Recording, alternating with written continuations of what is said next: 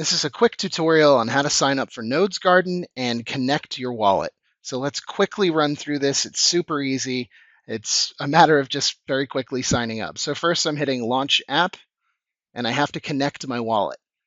So I'm going to connect, and based off of the EVM wallet or Solana wallet that you have, you're going to select which one makes sense for you. I have a MetaMask wallet, so I'm selecting and I'm hitting Connect.